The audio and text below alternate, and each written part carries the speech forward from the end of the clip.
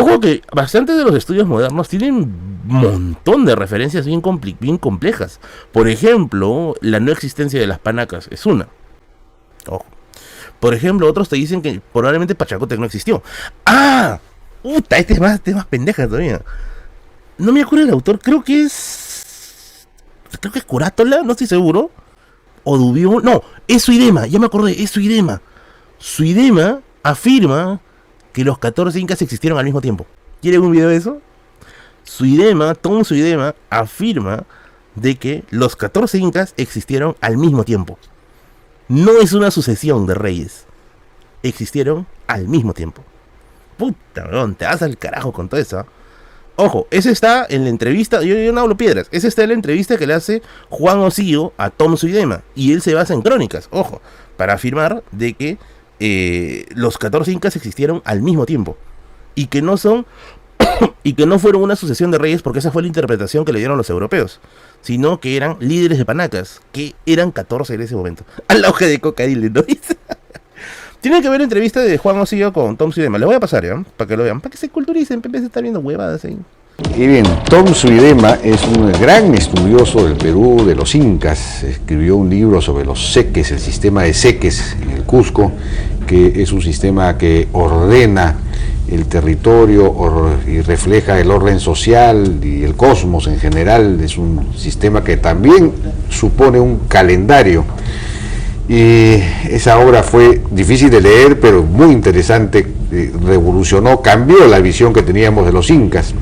Y hace un año aproximadamente ha publicado un nuevo libro, que es su obra magna, El calendario inca, tiempo y espacio en la organización ritual del Cusco, la idea del pasado. Bueno, estamos ahora con Tom Suidema precisamente, y con Juan Ocio, antropólogo que escribió el prólogo de este libro y que, en fin, ha enseñado.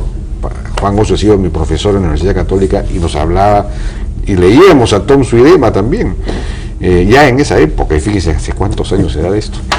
Bueno, buenas noches. La prehistoria. La prehistoria, sí. Buenas noches. ¿Qué dice Jaime? ¿Qué tal? ¿Cómo estás? Digamos, uno de los descubrimientos fue que la sucesión de incas no es una sucesión histórica, ¿no? O cronológica, sí, sino que refleja más bien un sistema simultáneo o sincrónico de organización de las panacas, etcétera. Sí. No recuerdo bien cuál era ¿cómo era eso? Bueno, que la organización de las panacas fue, en primer lugar, una organización jerárquica de la gran familia poligámica del Inca, que podía incluir cientos de hijos en una manera como se puede ver al momento todavía en Arabia.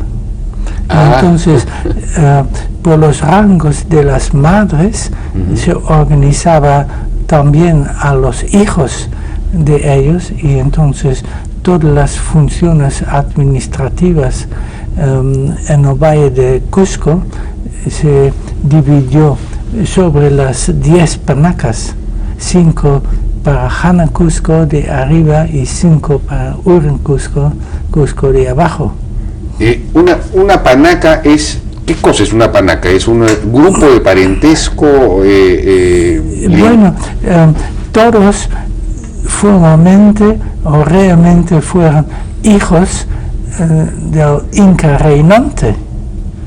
Y entonces podía ser que su relación fue algo distinto, pero entonces fueron nombrados con ciertos nombres de parentesco, y entonces siempre nombres de parentesco de parientes, de hijos en primer lugar, y entonces así se distinguió los rangos de los diferentes hijos y de las panacas, y así las panacas tenían diferentes funciones administrativas, una panaca relacionada con el culto del sol, otro con el trueno, otro con Viracocha, pero se dividió también Valle del Cusco en 10 secciones,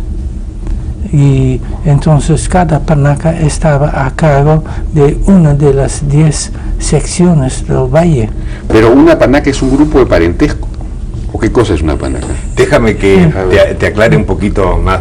Yo creo que hay que partir de un malentendido que ha existido desde el siglo XVI y que lo han continuado los historiadores. Las panacas se decían que eran los grupos sociales formados por el hijo segundo de cada uno de los incas. Ya. Por lo tanto, son 10 panacas y cada panaca corresponde a cada uno de los 10 incas, desde Manco Cápac hasta Túpac Inca Yupanqui. Entonces, esta es una idea que se interpretaba en términos históricos. Ahora, a través del estudio de Tom, las panacas aparecen en el sistema de los seques, cada una ocupando una posición determinada. Por lo tanto, no podemos pensar que si aparecen todas simultáneamente en un mismo sistema, se fueron sucediéndose en el tiempo. Por lo tanto, los nombres de aquellos personajes que decían que eran los incas que habían fundado esa panaca, simplemente se convierten en las cabezas de cada una de esas panacas, igualmente que la panaca ocupan una posición determinada dentro del sistema de los seques del Cusco. Ese es el punto de partida, que no ni los nombres de los incas ni los nombres de las panacas hay que leerlos en términos de una sucesión lineal, sino que hay que verlos dentro de un eje de simultaneidad. Ese es el primer. ¿Pero una panaca es un grupo de descendencia? Es varias cosas. Por un lado, tiene características de grupo de descendencia, pero sobre todo lo que él está señalando, que el Inca reinante tiene una multiplicidad de hijos porque es poligámico y tiene hijos en muchísimas mujeres. Entonces, cada uno de los hijos que tiene ocupa un rango diferente. Esos hijos los distribuye en cada una de estas panacas. O sea que los miembros de las panacas son los hijos del Inca reinante, del último Inca. O sea, digamos, Huayna Cápac distribuye a todos sus hijos y cada uno está asociado con una panaca que cumplen determinadas funciones. Entonces son grupos funcionales, más que grupos de parentesco. Sí. Son grupos funcionales. Mira, Más que grupos esa es parentescos. una novedad. Bueno, tenemos que me están pidiendo una pausa. Vamos a una pausa y regresamos. Revisen la entrevista. Ahí está para que te pasen una hora. Creo que la entrevista dura una hora. Ojo, y el que lo entrevista a Zuidema no es cualquier huevón, es Juan Osío. Juan Osío es uno de los historiadores más conocidos que hay sobre estos temas. Así que no es una conversación de dos titanes, así que se los recomiendo bastante. Pero que ven mis oídos, mano, dice. Ya muy fumado. No. Estimada, en realidad no es fumado. Miren, hay un tema. Mucho de lo que nosotros entendemos de los incas fue a partir de una visión muy occidentalizada. Esta idea de nobleza, reyes, sucesión, son cosas muy occidentalizadas. El incanato tuvo una complejidad muy particular. Que, ojo, decir que complejidad particular no significa que sean ni más ni menos, sino distintos.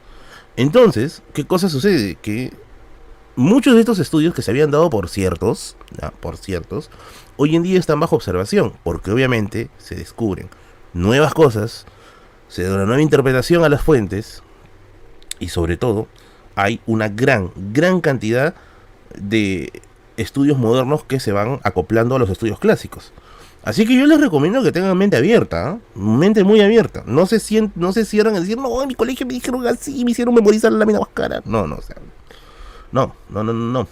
Ojo, y esa es la postura de Osío. Y no es la única, perdón, de Zuidema, y no es el único. Lo he encontrado también en Astete, en Hernández Astete. Y en cierto modo también en César Itier. O sea, no estamos hablando que es una idea loca que se le ocurrió a alguien y ya. O sea, es una especie de relectura del asunto que se comienzan a compartir. Y ojo, nuevamente, eso no tiene como objetivo ni despreciar a los incas, ni degradarlos, ¿no? No. Al contrario, todo eso tiene como objetivo entender la verdadera complejidad del asunto.